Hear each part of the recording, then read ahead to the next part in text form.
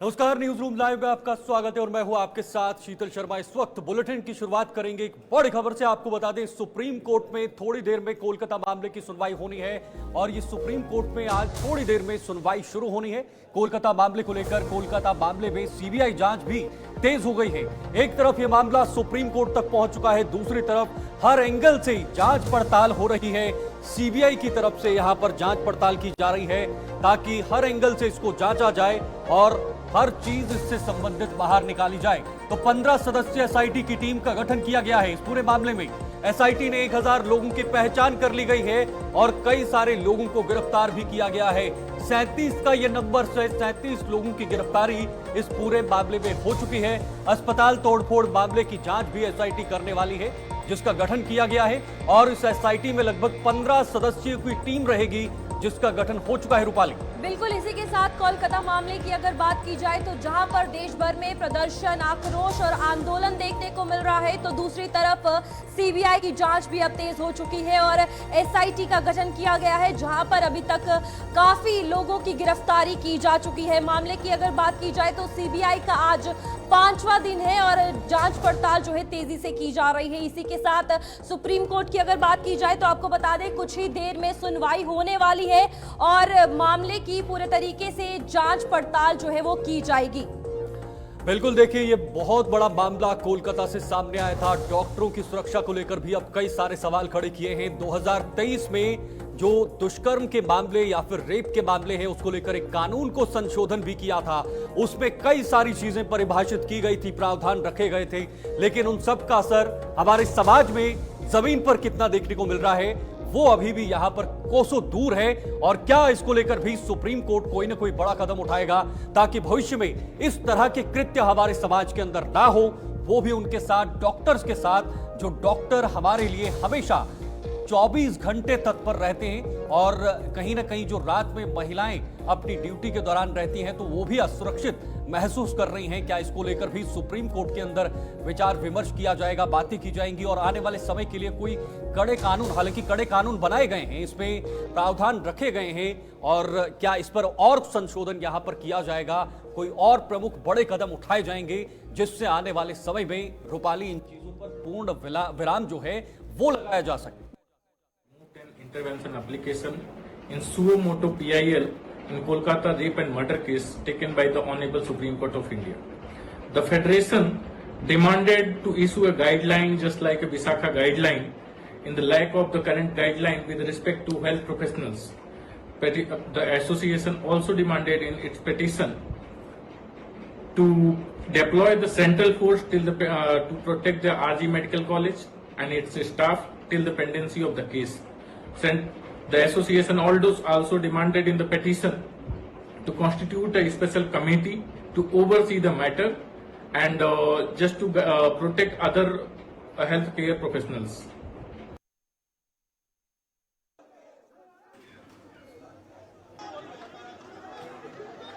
तो आपने सुना किस तरह से अब कोलकाता पूरे मामले को लेकर अब सुप्रीम कोर्ट में थोड़ी देर में सुनवाई होगी। 3 जजों की बेंच इस पर सुनवाई करने वाली है, जिसमें प्रमुख तौर पर डीवीआई चंद्रचूड़ इस बेंच की जो है वो अध्यक्षता करेंगे और उनकी अध्यक्षता में इस पर सुनवाई होने वाली है।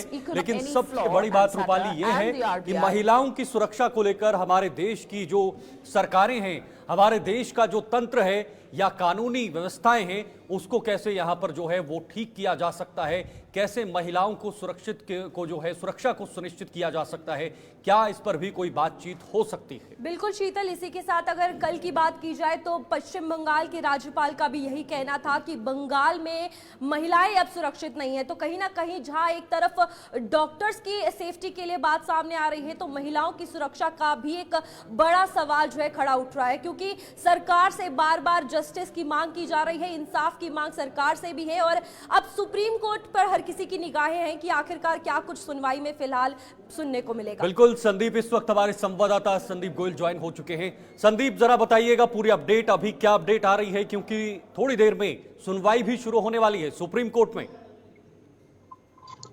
शीतल, देखिए जिस तरह से मामला शुरू हुआ था और उसके बाद लगातार तूल पकड़ता जा रहा है और देश में अलग अलग अब प्राइवेट हॉस्पिटल में भी जो है डॉक्टरों ने हड़ताल शुरू कर दी है और इसका असर जो है मरीजों पर साफ तौर पर देखने को मिल रहा है। ऐसे में अब सुप्रीम कोर्ट ने स्वयं संज्ञान लिया है और आज अब से कुछ ही देर बाद जो है उसमें सुनवाई होगी और क्या कुछ दलीलें और क्या कुछ जो है सामने तथ्य आएंगे ये और उस पर सुनवाई सुप्रीम कोर्ट किस तरह से करता है, क्या कुछ उस पर संज्ञान लेने के बाद फैसला जो है होगा, क्योंकि सीबीआई लगातार जांच कर रही है। एसआईटी गठित की गई है कि कैसे वहां पर तोड़फोड़ की गई, कौन कौन लोग शामिल थे। हालांकि 100 लोगों की जरूर पहचान हुई है, लेकिन सवाल यहीं पर नहीं रुकता है। मामला लगातार जो है बढ़ता जा रहा है आगे और कड़ी दर कड़ी जो है चीजें निकलकर सामने आ रही है। हमने पिछले दिनों देखा कैसे बताया ये गया कि वहां पर किस तरह से सेक्स रैकेट के साथ साथ जो है वहां पर ड्रग्स का एक धंधा चल रहा था, जिसमें ये तमाम चीजें अब खुलकर सामने आने लगी है। अब ये बात सामने आई है कि जो मृतक है उसने जो चिट्ठी लिखी थी, उसकी चिट्ठी जो है अपने पिता के नाम लिखी थी, उससे एक जो पेपर है वो गायब है उस जांच में से। साथ ही जो पूर्व प्रिंसिपल थे उसकी कॉल डिटेल जो है डिलीट की गई है, वो मिल नहीं पा रही है। तो इन तमाम चीजों का जिक्र किया गया है। ऐसे में पूरी तरह से उस कॉलेज और मेडिकल के खिलाफ जो है सबूत जो है धीरे धीरे बड़े होते जा रहे हैं और ये माना जा रहा है कि पूरी तरह से अब जो जांच है एक केंद्र पार्टी की होगी और उसी के तहत अब जो है आगे कार्रवाई बढ़ेगी। हालांकि सुप्रीम कोर्ट किन किन चीजों को आधार जो है मानकर क्या क्या चीजों सुनवाई करने के बाद जो है क्या कुछ। चलिए रोकना चाहेंगे फिलहाल दिल्ली दौरे पर पश्चिम बंगाल के राज्यपाल पहुंचे हुए हैं। आपको बता दें उपराष्ट्रपति से बंगाल के राज्यपाल मिले और अब राष्ट्रपति से भी मुलाकात होनी है। राष्ट्रपति से मिलने जो है वो राज्यपाल पहुंच चुके हैं।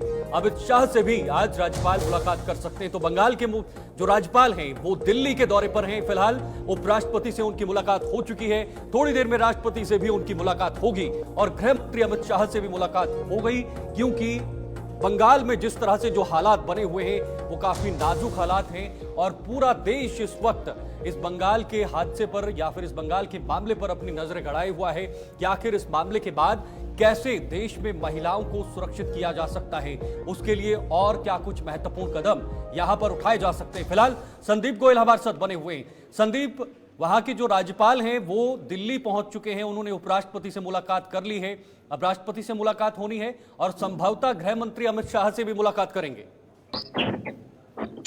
देखिए, बिल्कुल जिस तरह से हमने उनका बयान सुना और कहा कि पश्चिम बंगाल में अब जो है महिलाएं सेफ नहीं है और इसी को लेकर अब जो है उपराष्ट्रपति से मुलाकात किया राष्ट्रपति और फिर अमित शाह गृह मंत्री से मुलाकात होगी। यानी कि मामला कितना आगे बढ़ चुका है और लगातार जो है तूल पकड़ता जा रहा है। कैसे पूरे देश में प्रदर्शन हो रहे हैं और खासकर पश्चिम बंगाल में जो स्थिति है वो थमने का नाम नहीं ले रही। प्रदर्शन रोजाना जो है बढ़ते जा रहे हैं, सड़कों पर स्टूडेंटों के साथ महिलाएं के साथ पुरुष युवा सब जो है जुड़ते जा रहे हैं। ऐसे में स्थिति कैसे संभाली जाए, कैसे राष्ट्रपति और उपराष्ट्रपति को इसकी जानकारी दी गई है, अमित शाह से मुलाकात होगी तो क्या कुछ स्थिति संभालने का प्रयास किया जाएगा और कैसे अब वहां पर जो है सरकार जो है हस्तक्षेप करे या फिर वहां पर जो है लॉ एंड ऑर्डर की स्थिति ना बिगड़ जाए, क्योंकि विरोध लगातार बढ़ता जा रहा है और कैसे स्थिति को संभाला जाएगा। क्योंकि हम देख रहे हैं लंबा संघर्ष जो है चल रहा है, काफी दिन गुजर चुके हैं, लेकिन उसके बावजूद अभी जो है प्रदर्शन कहें या विरोध जो हो रहा है वो थमने का नाम लेने के बजाय और ज्यादा पूरे देश में जो है लोग सड़कों पर हैं, प्रदर्शन कर रहे हैं और अस्पताल हो चाहे फिर जो है अलग अलग क्षेत्रों में कैंडल मार्च निकाले जा रहे हैं। तो ऐसे में स्थिति कैसे संभलेगी, अब जो है राज्यपाल ने खुद जो है दिल्ली जाकर अब बातचीत करने का ये निर्णय लिया है। काफी अब देखने वाली बात होगी क्या कुछ निष्कर्ष निकल पाएगा, क्या कुछ बैठक के बाद क्या कुछ फैसला लिया जा सकता है। बिल्कुल संदीप, इसी के साथ ये भी सवाल उठता है कि कहीं ना कहीं इस मामले को लेकर अगर बात की जाए तो तूल पकड़ी हुई है, जहां पर देश भर में डॉक्टर्स ने कैंडल मार्च निकाली, आम लोगों ने कैंडल मार्च निकाली, स्वास्थ्य सेवाएं बंद कर दी गई थी। अब राज्यपाल का दिल्ली पहुंचना और साथ ही साथ आज सुप्रीम कोर्ट की सुनवाई, क्या कुछ लगता है इस इंसाफ के आंदोलन में आज क्या कुछ बदलाव देखने को मिलेंगे? देखिए, बहुत महत्वपूर्ण है सवाल है कि क्या बदलाव होंगे। हालांकि सुप्रीम कोर्ट ने स्वयं संज्ञान लिया है तो जरूर है कि अब कुछ आदेश जो है जरूर सरकार को या केंद्र सरकार या राज्य सरकारों को दिए जा सकते हैं, क्योंकि सुप्रीम कोर्ट कई बार इस तरह की बातें जो है निकलकर सामने आती है जिसमें सरकार को डांट फटकार लगानी हो, चाहे फिर जल्द इस पर जो है कदम उठाने या फैसला जो है करने की बात हो, क्योंकि लंबा संघर्ष जो है डॉक्टर कर रहे हैं और लगातार प्रदर्शन हो रहे हैं। ऐसे में सवाल उठ रहे हैं महिलाओं की सुरक्षा को लेकर, लेकिन अब सुप्रीम कोर्ट जो है स्वयं संज्ञान लिया है तो जरूर है कि पुलिस से लेकर सीबीआई या फिर सरकार को एक जरूर जो है डांट फटकार के साथ साथ एक आदेश जारी किया जाए कि इसमें जो है तुरंत कार्रवाई की जा सके, कैसे लोगों से ज्यादा से ज्यादा पूछताछ हो सके और डॉक्टरों को एक आश्वासन दिया जा सके, क्योंकि वो कई मांगों को लेकर प्रदर्शन कर रहे हैं। सुरक्षा की बात हो, चाहे इस तरह के जो टीचर जो नर्सिंग स्टाफ है उनको जो है देखरेख हो, व्यवस्था हो, प्रोटोकॉल लगाने की बात हो, इन तमाम चीजों का जिक्र जो कर रहे हैं डॉक्टर। संदीप, सरकारों की बात करें तो समय समय पर कानून भी बनाए हैं, समय समय पर कानूनों को संशोधित भी किया है, कदम उठाए गए हैं, लेकिन उसके बावजूद भी यहां पर इन चीजों पर जो है वो विराम नहीं लगाया जा सका है। 21 मार्च 2023 को जो है वो इस कानून में संशोधन किया था, खासतौर पर दुष्कर्म के मामलों में नई सजाओं का प्रावधान जो है उनको जोड़ा गया था, रखी गई थी, लेकिन उसके बावजूद भी इस तरह के कृत्य हमें अपने समाज में देखने को मिल रहा है। यानी उन लोगों में बिल्कुल भी डर नहीं है इन कानूनों का, इन प्रावधानों का, कि आखिर मौत की सजा है, जुर्माना है या फिर पूरी उम्र कैद जो है उन्हें जेल में रहना पड़ेगा, उसके बावजूद ये घटनाएं हो रही हैं। तो क्या सुप्रीम कोर्ट इस दिशा में भी आज कोई बड़ा फैसला ले सकता है?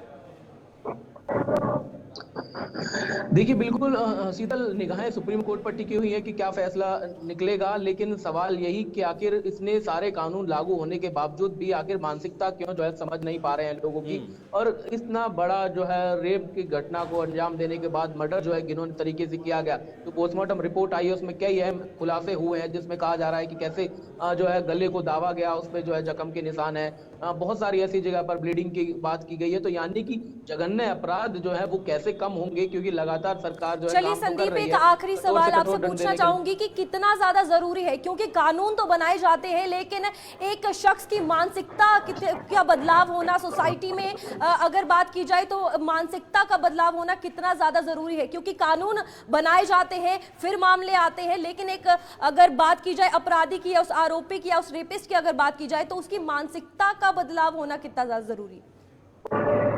देखिए रूपाली, बिल्कुल बहुत महत्वपूर्ण जो है ये कदम जो उठाना बहुत जरूरी है, क्योंकि देखिए बहुत ज्यादा मानसिकता की बात करते हैं हम, बच्चियों की रेप की बात करते हैं, ऐसे में कितने कानून जो है सरकार बनाती है, लेकिन सवाल वही उठता है, जागरूकता अभियान बहुत ज्यादा चलाए जाते हैं, घर वालों को समझाया जाता है कि अपने परिवार के बच्चों को संभालिए, बेटियों को जो है सुरक्षित करने के लिए उनको जो है जागरूक कीजिए, तो वहीं बेटों को भी कैसे सुरक्षित।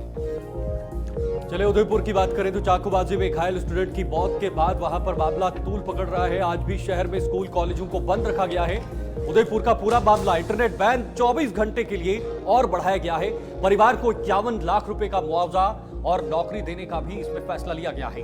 तो उदयपुर का पूरा मामला, जहां पर चाकूबाजी में घायल स्टूडेंट की मौत जो है वो मामला है। आज भी शहर में स्कूल कॉलेजों को फिलहाल पूरी तरह से बंद रखा गया है और जो इंटरनेट बैन किया गया था 24 घंटे के लिए, उसको फिर से बढ़ा दिया गया है। यानी घायल स्टूडेंट की मौत के बाद तनाव और भी बढ़ चुका है।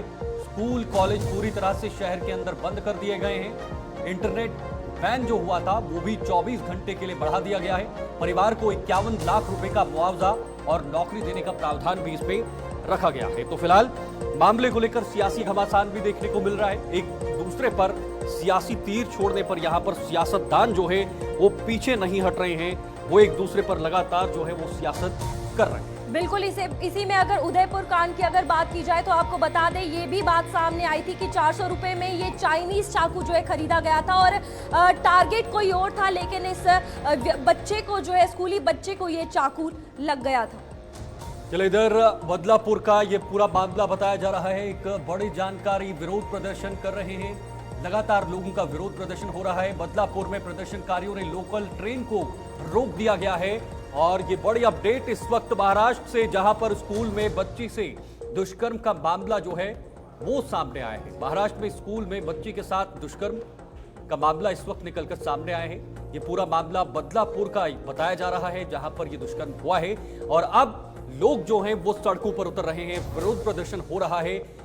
इस आक्रोश देखने को मिल रहा है। लोकल ट्रेन को भी प्रदर्शनकारियों ने रोका है बदलापुर के अंदर, जहां से बच्ची से दुष्कर्म का मामला। रूपाली, एक और दुष्कर्म का मामला, एक तरफ कोलकाता का मामला जो है वो थम नहीं रहा है। एक बहुत बड़ा कृत्य जो पूरे समाज को शर्मसार करता है, एक इसी तरह का मामला, एक बच्ची के साथ दुष्कर्म हुआ है।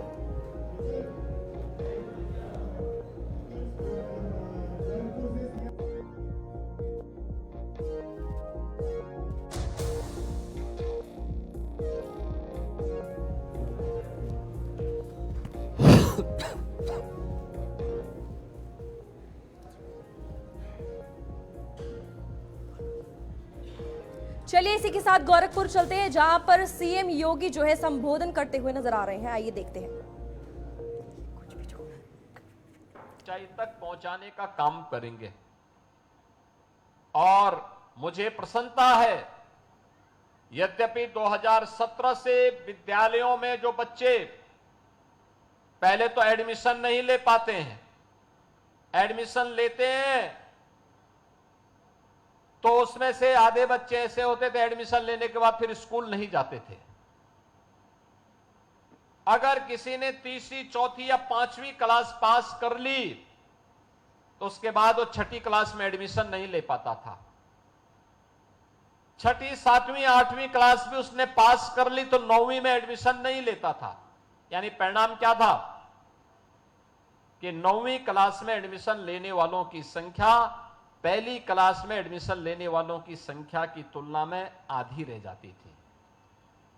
हाई स्कूल के बाद जब सीनियर सेकेंडरी स्तर पर जाता था, इंटरमीडिएट के लिए आता था, उसमें भी कमी आ जाती थी और अंततः स्नातक करने वालों की संख्या 25 से 30% मात्र रह पाती थी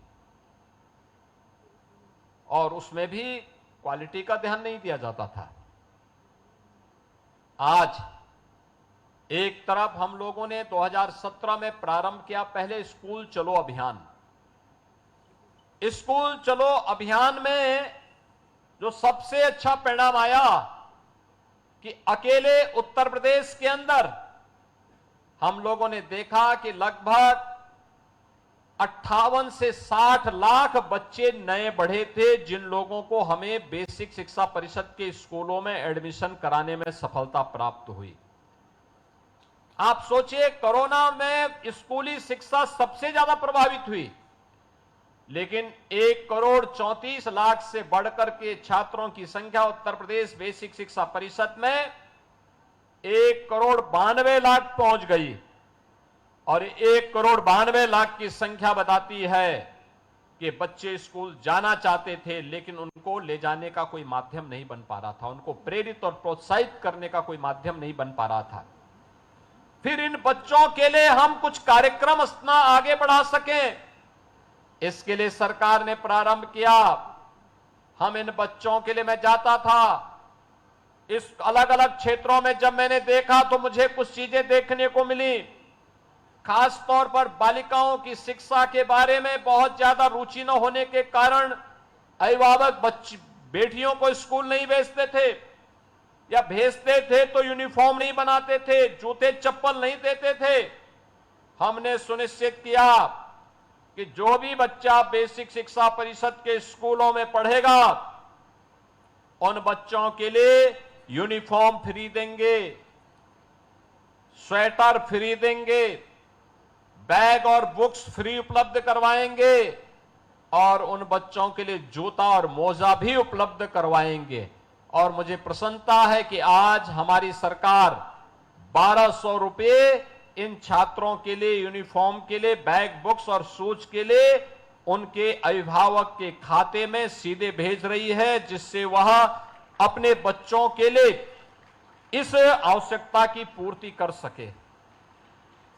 ये चीजें दिखाने के बाद हमने जनप्रतिनिधियों, समाज के मानिंदों का सहयोग लेकर के ऑपरेशन कायाकल्प का एक अभिनव प्रयोग प्रारंभ किया और मुझे बताते हुए प्रसन्नता है कि 1,34,00,000 विद्यालयों में ऑपरेशन कायाकल्प के माध्यम से फ्लोरिंग, उसके फर्श को बनाने, फर्नीचर को लाने, स्मार्ट क्लास बनाने, बालक बालिकाओं के लिए अलग अलग टॉयलेट बनाने, वहां पे लाइब्रेरी बनाने और अन्य तमाम कार्यक्रम वहां पर प्रारंभ हुए। पेयजल की व्यवस्था के कार्यक्रम प्रारंभ हुए और आज उसके परिणाम भी हमारे सामने देखने को मिल रहे हैं। इसमें केवल सरकार ही नहीं, पहले भी तमाम उन संस्थाओं का योगदान हमें मिला जो सामाजिक प्रतिबद्धता के लिए जाने जाते थे। और मैं धन्यवाद दूंगा अशोक लेलैंड को और लर्निंग लिंक्स फाउंडेशन को, जिन्होंने चरगावा और भटड़ विकास खंड को रोड टू स्कूल कार्यक्रम के साथ जोड़ने के इस अभिनव प्रयास में अपना योगदान दिया है और प्रधानमंत्री मोदी जी के विजन के अनुरूप निपुण भारत के लक्ष्य को प्राप्त करने में अपना योगदान दे रहे हैं। रोड टू स्कूल कार्यक्रम यह एक प्रकार का स्कूल चलो अभियान का ही एक नया रूप है। स्कूल चलो अभियान में हमारे शिक्षक घर घर जाते हैं और घर घर जाकर के बच्चों को स्कूल लाने का कार्यक्रम करते हैं। रोड टू स्कूल में जो बच्चे ड्रॉप आउट कर लिए या जो बच्चे स्कूल नहीं जा रहे हैं अन्य तमाम कारणों से, उनकी या तो समझ में नहीं आ पा रहा है या उनको पढ़ने में असुविधा हो रही है, उन लोगों के लिए यहां पे सुहका लीलैंड और लर्निंग लिंक्स फाउंडेशन के माध्यम से यह कार्यक्रम यहां प्रारंभ किया गया है। यह महत्वपूर्ण कार्यक्रम है। इसमें इन्होंने एक पिरामिड भी तैयार किया है। रिसोर्स पर्सन के बाद अन्य उनकी मॉनिटरिंग करने वाली टीम, उससे भी ऊपर एक टीम, एक पिरामिड बन जाएगा कि टॉप टू बॉटम एक एक बच्चे पर समीक्षा की जा सकती है। और बेसिक शिक्षा परिषद के साथ इन्होंने रोड टू स्कूल कार्यक्रम यहां पे प्रारंभ किया है। मैं इसके लिए अशोका लीलैंड को हृदय से धन्यवाद देता हूं कि उन्होंने चरगावा जैसे विकास खंड के इन 17,000 से लगभग 18,000 बच्चों के उज्जवल भविष्य को बनाने के लिए, जिसमें इनके द्वारा नए चीजें दी जाएंगी, जो प्रधानमंत्री जी ने राष्ट्रीय शिक्षा नीति में कहा है कि हम एग्जाम्पल दे करके, मॉडल दे करके उन बच्चों को बताएंगे। उसके मॉडल उपलब्ध रहेंगे, मैथ से जुड़े हुए उस प्रकार के मॉडल रहेंगे, आसानी से बच्चे उसको समझ पाएंगे, किसी को कोई दिक्कत नहीं होगी।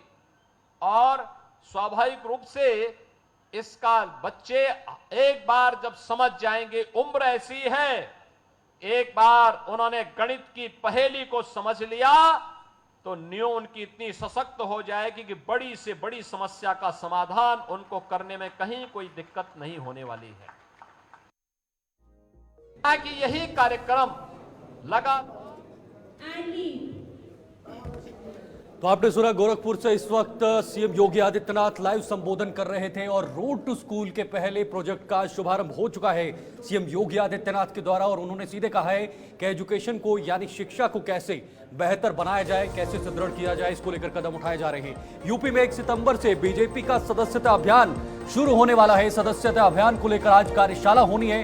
इसमें चर्चा होगी कि कैसे इस प्रक्रिया को आगे बढ़ाया जाएगा। राष्ट्रीय महामंत्री विनोद तावड़े और सीएम योगी आदित्यनाथ इसमें मौजूद रहेंगे। केंद्रीय पदाधिकारियों की बैठक में फैसले के बाद यह अभियान जो है ये शुरू होना है। रूपाली, बिल्कुल इसी के साथ शीतल, अगर बात की जाए भाजपा की तो आपको बता दें ये सदस्यता अभियान जो है वो शुरू होने वाला है और 1 सितंबर से ये अभियान शुरू होगा, जहां पर 10 करोड़ से अधिक सदस्य बनाना लक्ष्य इस बार भाजपा ने रखा हुआ है। आपको बता दें अभियान को लेकर एक बैठक हुई थी जिसमें बीजेपी के अध्यक्ष जेपी नड्डा के नेतृत्व में सदस्य की बैठक की गई और बैठक में ये अभियान को लेकर सारी चर्चाएं की गई और साफ तौर पर बात सामने आई, जहां पर ये कहा गया है कि 10 करोड़ से ज्यादा सदस्य जो है इस बार भाजपा की सदस्यता अभियान में जोड़े जाएंगे। शीतल, बिल्कुल देखिए, इसकी मूल रूप से इस जो सदस्यता अभियान होगा, इसका संदेश होगा, उसका उद्देश्य जो है वो विचारधारा का जनता के बीच विस्तार करना है। बीजेपी के लिए कितना महत्वपूर्ण होगा, खुद प्रधानमंत्री मोदी अपने फॉर्म के जरिए सदस्यता अभियान की शुरुआत करने वाले हैं। शुरुआत उन्हीं के हाथों होगी और उसके बाद प्रक्रिया शुरू होगी। नमो ऐप भी इसमें जोड़ी जाएगी, मिस कॉल के जरिए भी सदस्यता अभियान चलाया जाएगा, ये सदस्यता ग्रहण की जाएगी और लगभग 25 जो सक्रिय सदस्य हैं उनको जोड़ने पर एक जो कहीं ना कहीं कार्यकर्ता है वो बनाया जा सकता है। तो कुल मिलाकर यह सदस्यता अभियान पूरे देश के अंदर किया जाएगा, जिसमें विनोद तावड़े को इसका संयोजक पूरे देश के अंदर बनाया गया है। वो इसमें पूरी तरह से निगरानी रखेंगे, इसको पूरी तरह से मॉनिटरिंग करने वाले हैं। तो कार्यशाला में 1000 से लोगों की भीड़ जो है वो जुटाई जाएगी। 1000 से ज्यादा डिप्टी सीएम ब्रजेश पाठक कार्यशाला में शामिल होंगे। राष्ट्रीय महामंत्री विनोद तावड़े और सीएम योगी आदित्यनाथ भी सदस्यता अभियान में कार्यशाला में मौजूद रहने वाले हैं। केंद्रीय पदाधिकारियों की बैठक में फैसले के बाद जो है ये अभियान शुरू किया जाएगा 1 सितंबर से, और चरणों में रूपाली इस सदस्यता अभियान को जो है वो चलाया जाएगा। बिल्कुल शीतल, इसी के साथ अगर बात की जाए तो 1 सितंबर को ये बीजेपी का सदस्यता अभियान शुरू होने वाला है, लेकिन इसी के साथ बात की जाए भाजपा की तो इस सदस्यता अभियान का एक ही मोटो है कि बीजेपी की विचारधारा देश के कोने कोने तक पहुंचाने के लिए। चलिए, गौरव पांडे इस वक्त हमारे साथ, हमारे संवाददाता लखनऊ से ज्वाइन हो चुके हैं। गौरव, सदस्यता अभियान 1 सितंबर से शुरू होगा, कितना महत्वपूर्ण और किस तरह से यह प्रक्रिया चलने वाली है?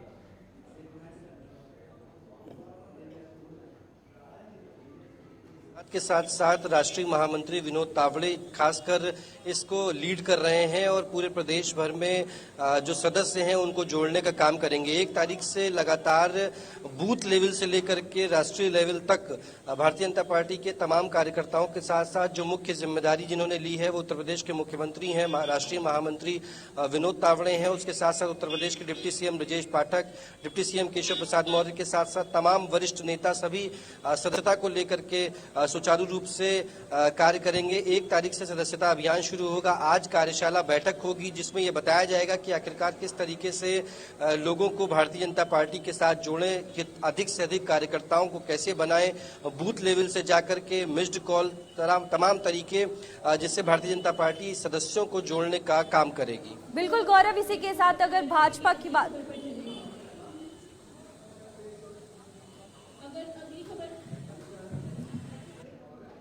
चलो फिलहाल गौरव आपको रोकना चाहेंगे, फिलहाल बड़ी जानकारी एक और आ रही है, उसके बाद गौरव आपके पास लौटेंगे। लेकिन फिलहाल जो सदस्यता अभियान है वो 1 सितंबर से शुरू होगा, लेकिन उसके बीच यूपी में 69,000 शिक्षक भर्ती का मामला गरमा चुका है। शिक्षक भर्ती अभ्यर्थियों का आज से आंदोलन शुरू हो चुका है।